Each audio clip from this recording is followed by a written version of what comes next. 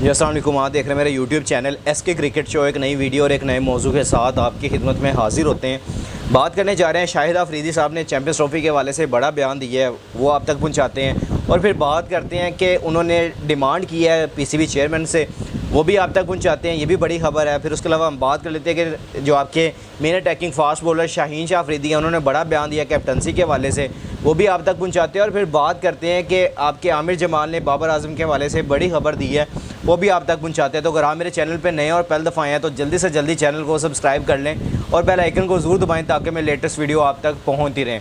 सबसे पहले बात कर लेते हैं चैम्पियंस ट्रॉफ़ी के हवाले से शाहिद अफरीदी ने और फिर नजम सेठी कह रहा हूँ, जो आपके अभी करंटली जो चेयरमैन PCB हैं उस हवाले से बयान दिया है, वो भी आप तक पहुँचाते हैं। उन्होंने कहा है कि भाई अगर इंडिया ने नई इंटेंट दिखाना अगर पाकिस्तान आने का, तो फिर पाकिस्तान को भी यहाँ पे स्ट्रॉन्ग मौक़िफ़ रखना चाहिए कि हम लोग भी जाके इंडिया नहीं खेलेंगे। पहले तो बात उन्होंने ये की है। फिर उसके अलावा उन्होंने कहा कि if India does not have the intention of coming to Pakistan for the trophy then India will continue to make excuse. तो फिर we will have gone to India and played in every difficult situation. यानी कि हमने हर मुश्किल हालात में जाके India में खेला हुआ है। जिस तरह की मर्ज़ी सिक्योरिटी रीज़न्स होती हैं, जो मर्ज़ी होता है हम लोग जाके वहाँ पे खेलते हैं। लेकिन जब इंडिया की बारी आती है तो वो एमी लेम एक्सक्यूज़ डालना शुरू हो जाता है बीच में कि यार ये मसला है, वो मसला है, वो मसला है, तो वो क्यों नहीं आगे खेलता। तो या फिर पाकिस्तान को यहाँ पे स्ट्रॉन्ग मौक़िफ़ रखना चाहिए कि हमने खेलना ही नहीं है इनके साथ, या फिर आप फिर अपनी टीम को बेचते रहे, यानी कि फिर वो ये सर झुका के आप अपनी टीम को बेचते रहें।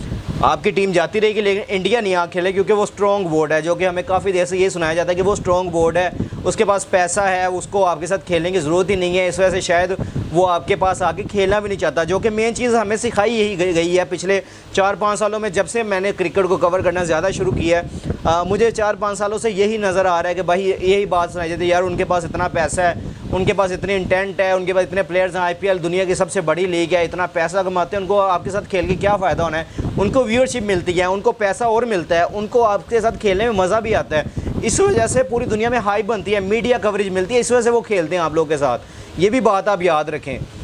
इस वजह से वो खेलना भी चाहते हैं आप लोगों के साथ, लेकिन वो अपना सर नहीं झुकाना चाहते। वो कहते हैं हमारे साथ खेलो लेकिन हाइब्रिड मॉडल पे खेलो, पाकिस्तान में आगे नहीं खेलना, ताकि पाकिस्तान को फिर व्यूअरशिप मिलेगी, पैसा मिलेगा, पूरी दुनिया में हाइप मिलेगी, मीडिया कवरेज मिलेगी। इस वजह से हमने पाकिस्तान को नहीं ये चीज़ें देनी।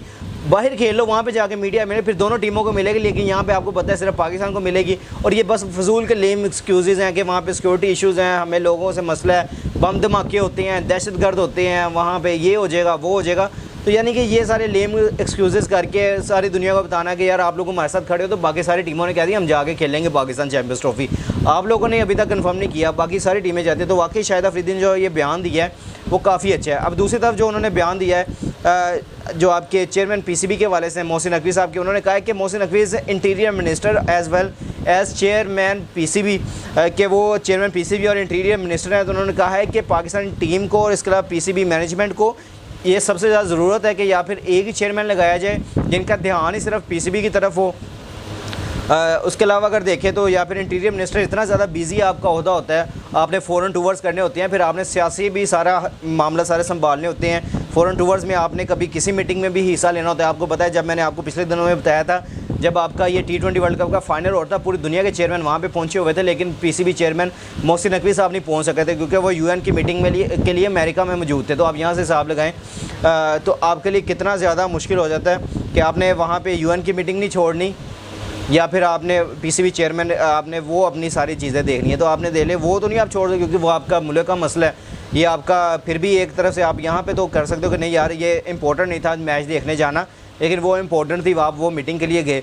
तो ये उन्होंने बयान दिया कि ये टाइम फॉर यानी कि this is the right time for him to choose one job, जो कि मेरी नज़र में भी काफ़ी ज़्यादा अच्छा यही है कि वाकई ही PCB चेयरमैन को यहाँ पे स्ट्रॉन्ग एक्शन लेने के लिए या तो PCB चेयरमैन खुद रहना चाहिए, या फिर यहाँ पे ये उहदा छोड़ें, फिर आप इंटीरियर मिनिस्टर रहें, या फिर आप PCB चेयरमैन बन के आप इंटीरियर मिनिस्टर का एक ओहदा छोड़ दें। आप एक ओहदा छोड़ेंगे तो आपका एक ध्यान एक ही आपके पैशन पे रहेगा या एक ही ओहदे पे रहेगा, आप फिर उसकी बेहतरी के लिए बड़े फैसले कर सकते हैं। लेकिन आपके पास 2 ओहदे हैं, आपने वो भी संभालने हैं, आपने ये भी सारे मामला संभालने हैं PCB के भी। तो यानी कि PCB काफ़ी टफ़ जॉब है, जो आपकी चेयरमैन की ये जॉब है काफ़ी टफ़ है। आपने पूरी दुनिया के बोर्ड से बात करनी होती है, फिर वहाँ पे आपको जो इवेंट्स होते हैं उस हवाले से भी वहाँ पे पहुँचना होता है, फिर हर तरीके के मामला देखने होते हैं। तो आपके लिए ये भी बड़ी मुश्किल होती है कि आपने PCB चेयरमैन रह के आपने पूरे मामला चलाना, फिर इंटीरियर मिनिस्टर, ये उससे ज़्यादा टफ़ जॉब है। उस हवाले से भी फिर शाहिद अफरीदी का जो बयान है, मुझे लगता है कि काफ़ी हद तक उन्होंने सही बयान भी दिया है कि आपको यहाँ पे एक स्ट्रॉन्ग मौक़िफ़ के साथ जाना चाहिए और आपको यहाँ पे राइट टाइम पे राइट डिसीजन लेना चाहिए। अब बात कर लेते हैं अगली ख़बर जो कि काफ़ी ज़्यादा इंपॉर्टेंट भी है कि आपके शाहीन शाह अफरीदी ने बयान दिया है कि I have never think about captaincy of Pakistan and only want to play for Pakistan with respect. आपको पता है जो खबरें गर्दिश कर रही हैं उस हवाले से बड़ा बयान उनका निकल के सामने आया कि मैं कैप्टनसी के हवाले से कोई इंटरेस्टेड नहीं हूँ और जो मेरे ऊपर सारे इल्ज़ामात लगाए जाते हैं वो सारे गलत हैं और मैं रिस्पेक्ट के साथ पाकिस्तान टीम के लिए खेलना चाहता हूँ। और ऊपर से जो आप कहते हैं ग्रुपिंग का वो जो मामला था वो भी सारे वो कहते हैं कि ये सारे रफ़ आईडी हैं और रफ़ खबरें फैलाई गई हैं, लेकिन हमारे पास जब खबरें पहुँचती तो रफ़ तो नहीं पहुँचती क्योंकि मीडिया सारा कवरेज कर रहा होता है, अंदर से सोर्सेज कंफर्म कर रहे होते हैं कि अंदर जो बातें होती हैं, फिर जो रिपोर्ट्स जमा करवाई जाती हैं पीसीबी को, वहाब रियाज ने जमा करवाई, गैरी क्रिस्टन ने जमा करवाई, फिर आपके कैप्टन बाबर आजम ने जमा करवाई पीसीबी चेयरमैन को, तो उन्होंने ऐसे लिख दिया कि ग्रुपिंग की टीम में, या फिर शाहीन शाह अफरीदी के ये मामला थे तो उन्होंने ऐसे लिख दिया। तो आप यहाँ से हिसाब लगाएं कि अब ये जो मैंने आपको पिछले दिनों में एक ख़बर भी बना के बताई थी कि भाई इनकी मीटिंग होने चाह रही है आइंदा हफ्ते में, बाबर, रिजवान और शाहीन की, उन्होंने मीटिंग करके अपने मामला तय करने की कोशिश करनी है कि यार हम यहाँ पे बैठ के मामला तय कर लें, इससे पहले कि हम टीम से बाहर हों और मीडिया हमें इतनी ज़्यादा हमें ज़लालत का नतीजा बना दे कि हमें खुद ही जाना पड़े।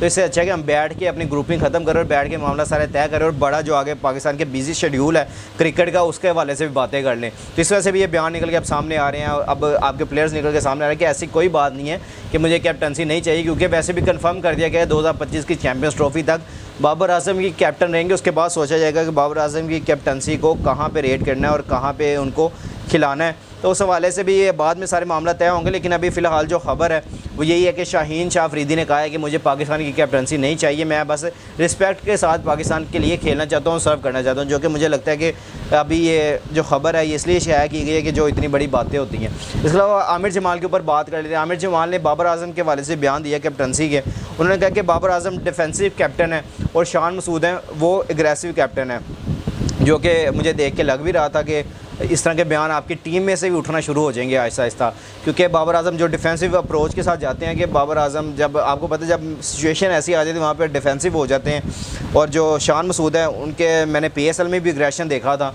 कि उन्होंने शदाब को ही आगे से जवाब दे दिया था कि शदाब ने उनको कहा था कि भाई ये वाइड है, तो उन्होंने कह दिया जाके तुम ना बताओ, मैं खुद ही एम्पायर से पूछ लूँगा। तो अब यहाँ से हिसाब लगा कि ये वहाँ पे भी एग्रेसिवली रहते हैं। जब ये PSL खेलते हैं, जब इंटरनेशनल लेवल पे होंगे तब कितने एग्रेसिव होंगे। तो मैं यही कहता हूँ कि आपके पास कोई दिलेर और एग्रेसिव कैप्टन होना चाहिए जो कि ऑन द फील्ड अच्छे डिसीजन ले सके, ना कि डिफेंसिव रह के। मेरे लिए बाबर आजम के लिए सबसे ज़्यादा मुश्किलात यही होती हैं जब मैं हमेशा बाबर आजम के ऊपर बात करता हूँ, ना मैं एज ए क्रिकेटर उनके ऊपर बात करता हूँ, ना मैं एज ए बैट्समैन उनके ऊपर बात करता हूँ। मैं सिर्फ उनकी कैप्टनसी को ले कहता हूँ कि जितना मर्ज़ी हमने उनको सपोर्ट किया है, जितना मर्ज़ी किया, लेकिन वो हमें कोई टाइटल नहीं जितवा सके।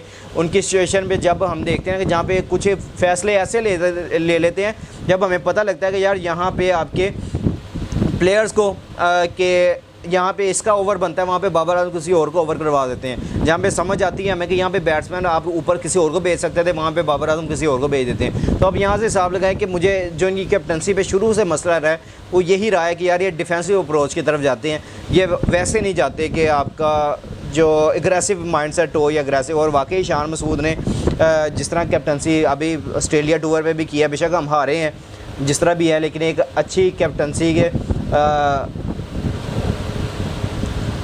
कैप्टनसी के तौर पे भी हमें नज़र आया। उन्होंने कहा कि Babar Azam is defensive captain whereas Shan Masood is aggressive captain.